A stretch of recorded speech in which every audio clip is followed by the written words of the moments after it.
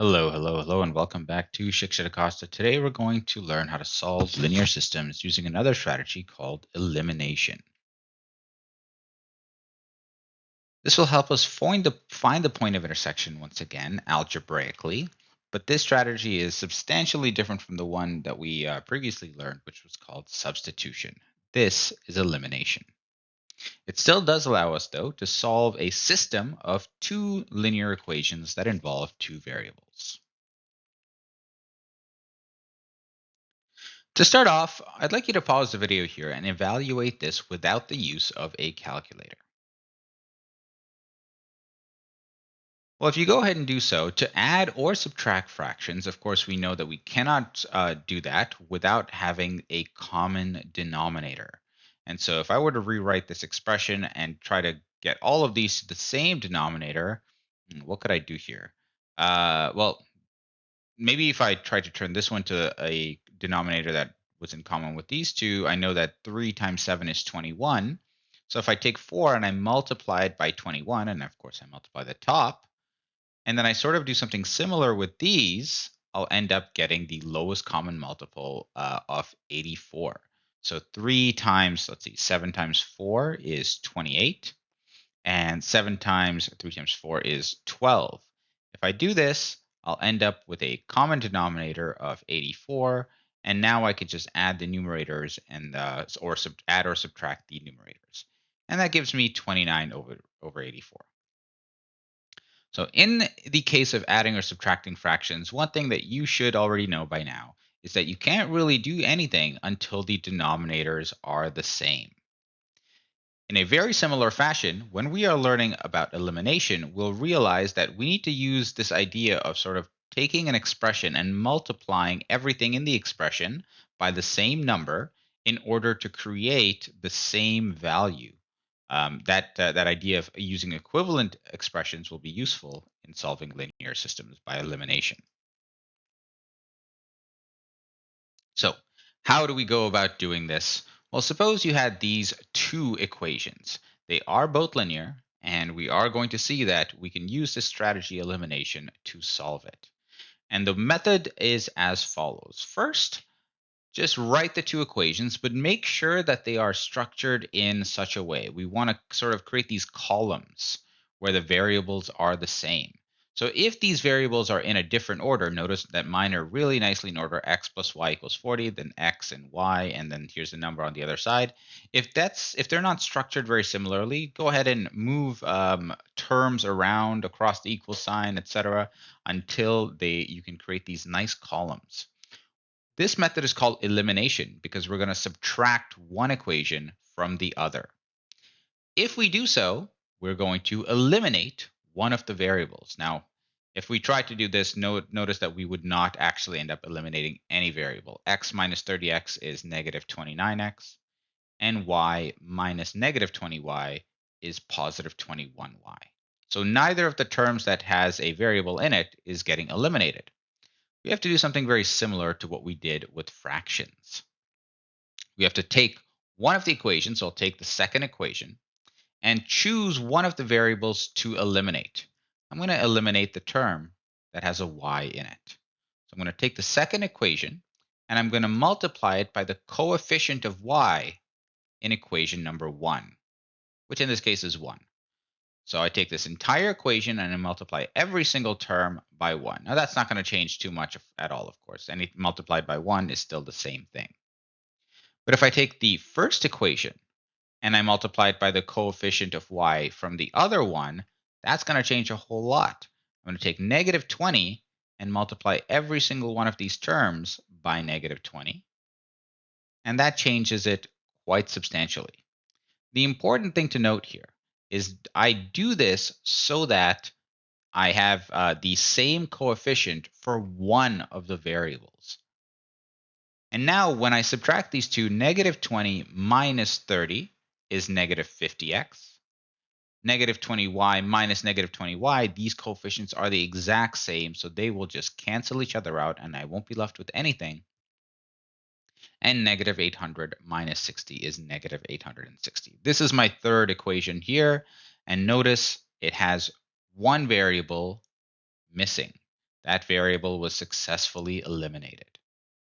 So this is my third equation, which I can very, very easily isolate for x by dividing both sides by -50 to find that x is equal to 17.2. Now that I know the value of x, I can easily find the value of y just by taking any of these equations, and I'll of course choose the easiest one. I'll substitute in x, or I'll isolate y and then substitute in x, or do it the other way around, whichever way you prefer. And now 40 minus 17.2 is 22.8. So that right there is my point of intersection. Or those are the two values of the two variables that make this linear system true. So elimination is just another strategy to solving a linear system. The first thing you have to do is just choose a variable that you are going to eliminate. Multiply the first equation by the coefficient of the variable you chose from the second equation, and then vice versa. Multiply the second equation by the coefficient of that variable from the first one. Now that will make the variable's coefficient the same in both equations. When you subtract the two equations, that term will disappear, leaving only one variable, which you can just solve for its value just by isolating. Once you're done, you can plug it back into one of the equations to find the value of the other variable, the variable that you eliminated in the first place. In this example, we're going to solve a few linear systems. Here is the first one, here is the second one, and here is the third one. I'll invite you to pause the video here and solve each of these, and go ahead and resume it when you're done. Well, let's take a look at this first pair first. I think I'm going to choose to eliminate x in this one. Not for any particular reason. I just I don't see that y would be any easier than x. And in fact, elimination is pretty simple no matter which variable you choose to isolate. So what I'll do is I'll take the first equation and I'll multiply it by -8. -30 times -8 is 240, and 5 times -8 is -40. And -40 times -8 is positive 320. And then I'll take the second equation, equation number 2, and I'll multiply it by -30. Notice that has created the exact same coefficient of x. And now, once I subtract these two,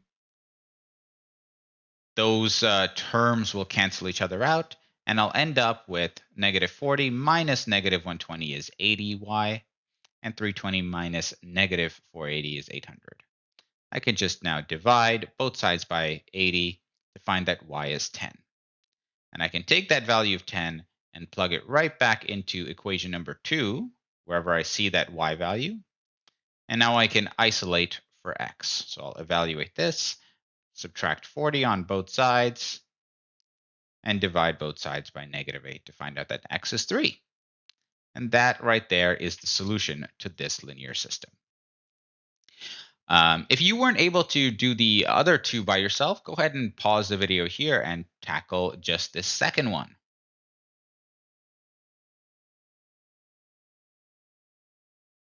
In this case, I'm going to try to eliminate y. So over here, I'm going to take equation number 1 and multiply it by 3. And that's created -3y. And I didn't notice I didn't multiply it by -3 because this was already negative. I tried to take a little bit of a shortcut here.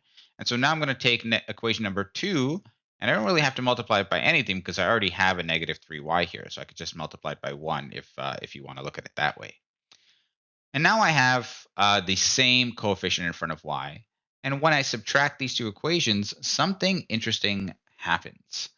The x terms also cancel each other out.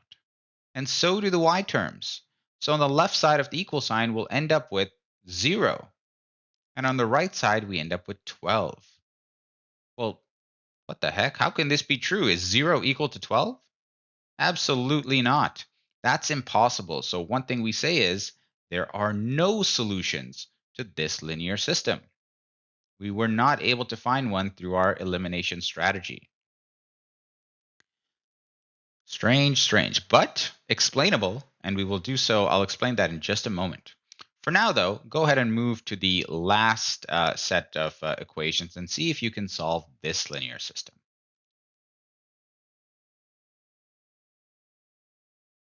Well, in this case, I'm going to choose to eliminate y. So very similarly, I took equation number 1 and I multiplied it by 3.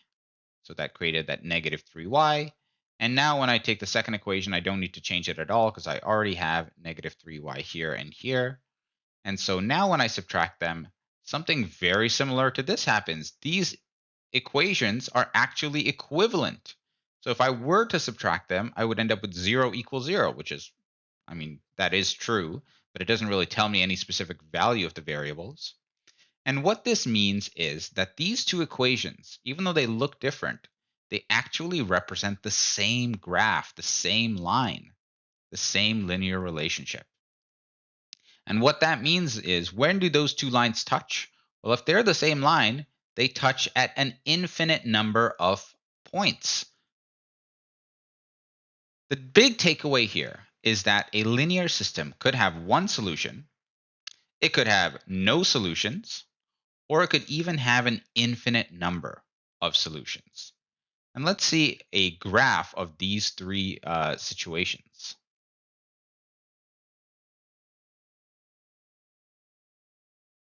Here we see the two lines right here. We can see that they have different slopes, different y-intercepts, and clearly they intersect at 3 and 10. These two equations, however, if you were to turn them into slope-intercept form, you will see that they have different y-intercepts. This one has a y-intercept of 4, and this one looks like it has a y-intercept of 8. But because they have the same slope, if you isolate y, you'll see that both of them have the same slope. These lines are parallel, which means they'll never ever touch. Finally, if you were to graph these two, you would see only one line on your graph. And that's because one of these will be covering the other one, which means that they are touching at every single point along this line. And of course, we know that there are an infinite number of points, even between two infinite number of real numbers between just two integers.